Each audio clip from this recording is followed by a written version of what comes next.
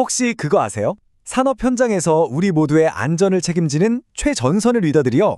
사실은 실패할 수밖에 없는 구조 속에서 일하고 있다는 거요.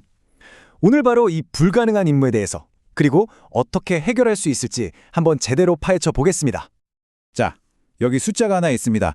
96%. 이게 무슨 뜻일까요? 정말 충격적인데요. 현장의 안전관리자, 그러니까 그 리더들 100명한테 물어봤더니 무려 96명이 나 이 일 다시는 안 할래 라고 대답했다는 거예요. 이건 뭔가 시스템이 아주 단단히 잘못됐다는 강력한 신호 아닐까요? 이건 그냥 몇몇 사람이 힘들다 이런 차원의 문제가 절대 아니에요. 시스템 전체가 삐걱거리고 있다는 증거죠. 아니 도대체 왜 현장에서 가장 중요한 사람들이 이렇게 실패하도록 내몰리고 있는 걸까요? 오늘 그 뿌리 깊은 원인부터 해결책까지 한번 시원하게 들여다보겠습니다. 자, 그럼 문제의 핵심으로 한번 들어가 볼까요? 현장의 안전 리더들, 그러니까 관리 감독자들은요, 딱 이런 상황이에요. 양쪽에서 서로 다른 방향으로 막 잡아당기는 밧줄, 그 한 가운데에 서 있는 거죠. 정말 힘든 상황입니다. 한번 생각해 보세요. 한쪽에서는 야, 생산량 맞춰야지 빨리빨리 하고 압박하는데, 다른 한쪽에서는 안전이 최우선이야, 원칙대로 해 라고 요구하는 거예요. 이 두 가지 목표가 쾅 하고 부딪히는 순간 관리 감독자는 정말 이러지도 저러지도 못하는 딜레마에 빠지는 겁니다. 이게 그냥 하는 말이 아니라는 걸 보여주는 데이터가 바로 여기 있습니다. 와, 무려 93.8%예요. 거의 대부분이죠. 관리 감독자 열의 9 이상이 생산 일정 맞추다 보면 안전 챙길 겨를이 없어요 라고 말한다는 겁니다. 이건 일부의 문제가 아니라 그냥 현장의 보편적인 현실이라는 얘기예요. 근데 있잖아요. 이 힘든 상황에 기름을 붓는 문제가 또 하나 있어요. 바로 역할 모호성이라는 건데요. 이게 뭐냐면 그냥 요구가 서로 다른 것에서 그치는 게 아니라 애초에 내 역할이 뭐지? 내가 어디까지 책임져야 하고 어디까지 권한이 있는 거지? 이걸 모른다는 거예요. 정말 답답한 상황이죠. 실제 데이터 한번 보세요. 이 혼란이 얼마나 심각한지 바로 보입니다. 90%가 내 역할이 뭔지 모르겠다고 느끼고요. 더 황당한 건 뭐냐면 91.9%는 회사에서 아예 역할과 책임을 문서로 명확하게 정해주지도 않았다는 거예요. 이러니까 현장에서 혼란이 안 생기는 게 이상한 거죠. 자, 그럼 한번 상상해 봅시다. 역할 갈등이라는 압박과 역할 모호성이라는 혼란, 이 두 가지가 실제 현장에서 만나면 과연 어떤 일이 벌어질까요? 안타깝지만 이건 끔찍한 비극으로 이어지곤 합니다. 실제 사례를 한번 볼게요. 2024년에 있었던 일입니다.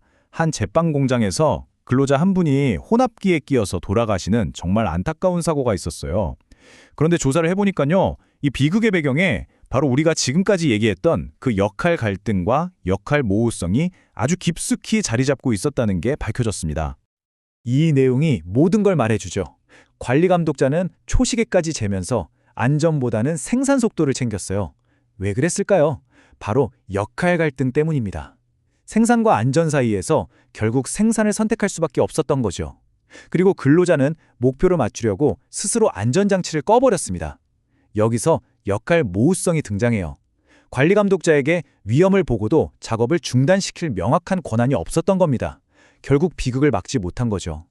이런 끔찍한 사고는 사실 빙산의 일각일 뿐이에요. 이런 시스템이 계속되면 그 끝은 뭘까요? 네, 바로 이겁니다. 86%가 엄청난 스트레스에 시달리고 72%는 안전을 챙겨도 아무런 금전적 보상이 없어요. 심지어 65%는 자기 업무 시간의 30%도 채 안전에 쓰지 못합니다. 결국엔 모든 에너지가 소진된 리더들만 남게 되는 악순환인 거죠. 자, 지금까지 좀 암울한 얘기를 했는데요. 하지만 여기서 끝이 아닙니다. 만약에 우리가 지금까지 관리 감독자의 역할 자체를 완전히 잘못 생각하고 있었던 거라면 어떨까요? 전문가들은 바로 여기서부터 생각의 틀을 완전히 깨야 한다고 말합니다. 해결책의 첫걸음은 바로 시스템을 뒤집는 거예요. 지금까지는 위에서 이거 해, 저거 하지 마 하고 규칙을 내려보냈잖아요. 그게 아니라 이제는 현장에서 직접 일하는 사람들이 스스로 위험을 관리하는 현장 주도 시스템으로 가야 한다는 겁니다. 생각해보면 당연한 거 아니에요? 현장의 위험은 현장에 있는 사람이 제일 잘 알 테니까요.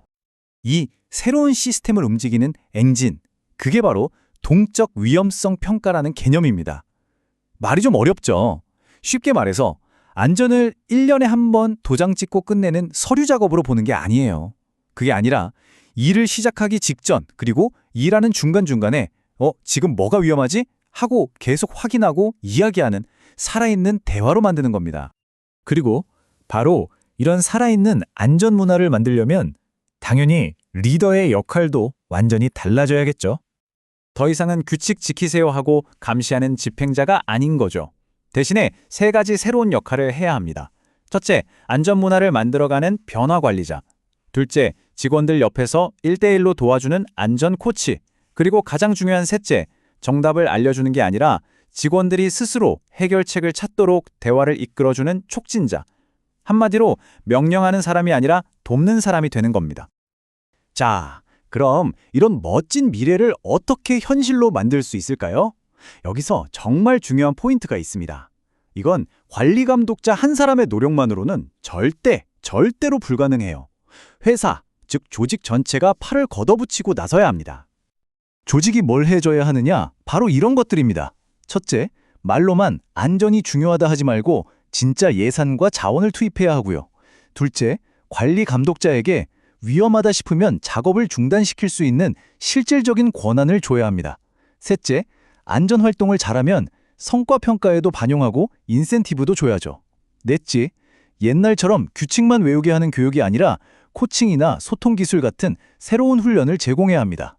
그리고 마지막으로 애초에 혼란이 없도록 역할과 책임을 명확하게 딱 정해줘야 하는 거죠. 결국 모든 이야기는 이 하나의 질문으로 모입니다. 여러분은 어떻게 생각하세요? 안전은 그저 지켜야만 하는 수많은 규칙 중 하나일까요? 아니면 우리 모두가 함께 만들어가야 할 하나의 문화일까요? 단순히 규정을 따르기만 하는 조직이 될 것인가? 아니면 모두가 참여해서 생명을 구하는 문화를 만들 것인가? 이 선택에 모든 것이 달려 있습니다.